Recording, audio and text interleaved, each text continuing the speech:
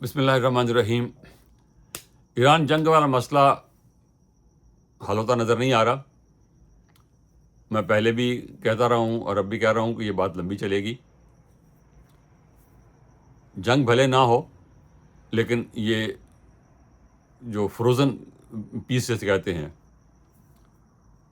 कि ना अमन है न जंग है, कभी कभी गोलाबारी हो जाती है, तो वो इस तरह चलेगा।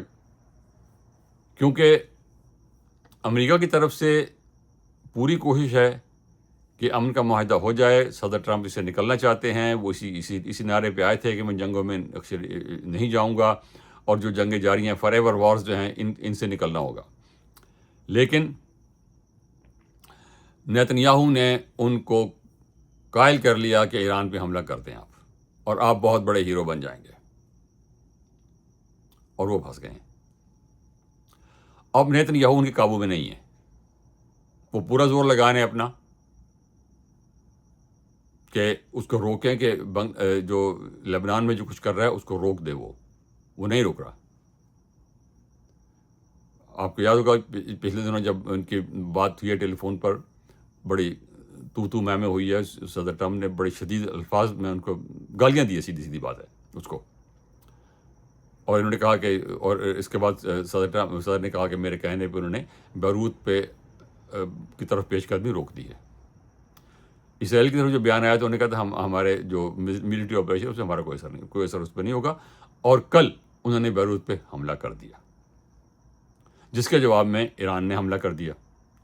और ईरान ने इसराइल पे पहले तो उन्होंने वहाँ किया, कुवैत में, बहरीन में, और उसके बाद जब इसराइल ने लेबनान पे बैरूत पे हमला किया है कल, तो ईरान ने आज हमला कर दिया इसराइल पर। और जवाबन इसराइल ने तेहरान पर और मशहद पर और तबरेज़ पर और इस्फहान पर, उन शहरों पे हमला किया है। तो ये बात रुकती नज़र नहीं आती। सदर ट्रंप ने फिर कहा है कि नेतन्याहू के पास अमन मुआहिदा एक्सेप्ट करने के अलावा कोई और चारा नहीं है, लेकिन अमलन ऐसा हो नहीं रहा। अब इम्तिहान सदर ट्रंप के लिए भी है कि वो अपने आप को साबित करें कि वो सुपर पावर के सरबराह वो हैं, नेतन्याहू नहीं। और वो कह भी चुके हैं कि I am calling the shots, not ही। ये बात कहना भी जो है, एक सुपर पावर के सरबराह के लिए ये बात कहना और ये तासुर दुनिया में होना, ये भी बड़ा नुकसानदेह है। और ईरान इस वजह से, ये इसराइल अमेरिका की जो इस वक्त खींचातानी चल रही है, ईरान उस वजह से जो है वो मज़ीद अपने तगड़ा हो गया है, उसकी पोजीशन मजबूत हो गई है। वो अब बात को लंबा खींचना चाहते हैं, जो कि उनके फ़ायदे में है नहीं। ईरान के फ़ायदे में ये नहीं है कि उस बात को लंबा खींचे। सदर ट्रंप को भी अपने बात से पीछे हटना होगा। ये जब भी उसकी मीडिएशन होती हैं, वो अपने आपके पूरे मुतालबात दोनों तरफ के एक्सेप्ट नहीं होते। आपको बीच में, दरमियान में जाके कहीं सुलह सफाई करनी होती है। और पाकिस्तान कोशिश कर रहा है, जो जितनी कोशिश कर रहा है, बाकी एग्री तो इन्होंने करना है। काजी तो निकाह तभी पढ़ा सकता है अगर दोनों पार्टी राजी हों।